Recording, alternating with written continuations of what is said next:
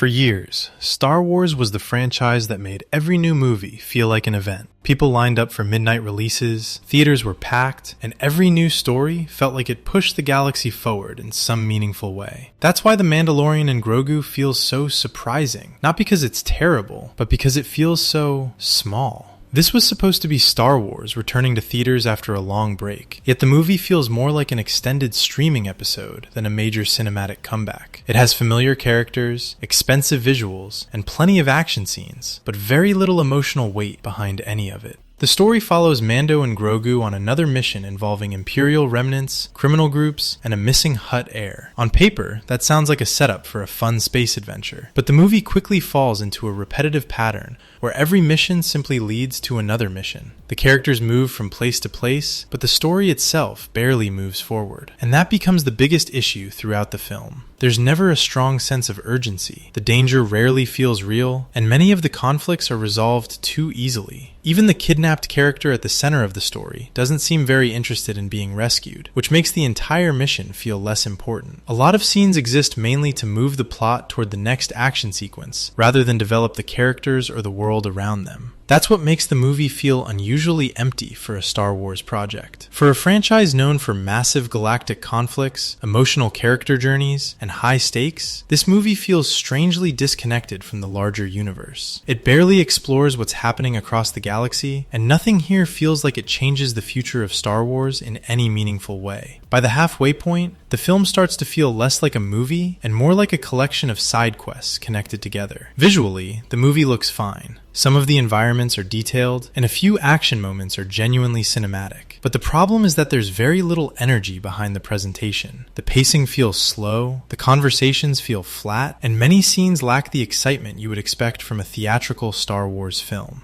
Even the performances feel surprisingly restrained. Pedro Pascal does what he can with the material, but Mando has reached a point where the character barely changes anymore. Grogu continues to be entertaining in small moments, but much of his role still feels built around being cute, rather than adding depth to the story. And while Sigourney Weaver is a welcome addition, the movie doesn't give her much to do beyond delivering mission briefings and exposition. One thing the film does deserve credit for is avoiding constant nostalgia bait. It doesn't overload the audience with endless legacy cameos, or rely too heavily on old characters showing up for applause moments. There are very few scenes clearly designed only to remind viewers of older Star Wars movies. In theory, that should have helped the film stand on its own. But when you remove nostalgia, the story itself has to be strong enough to carry everything else. And unfortunately, this story never fully gets there. There's no major emotional payoff, no unforgettable twist, no powerful character moment that stays with you after the movie ends. By the final scene, Mando and Grogu feel almost exactly the same as they did at the beginning. Their journey doesn't really transform them, and the galaxy around them doesn't feel any different either. That's a difficult problem for a movie that was supposed to mark Star Wars' return to theaters, especially because the franchise already feels uncertain about its direction after the sequel trilogy. Fans have been waiting for stories that feel fresh, meaningful, and ambitious again. Instead, this movie often feels overly careful. It avoids taking major creative risks. It keeps everything simple and familiar.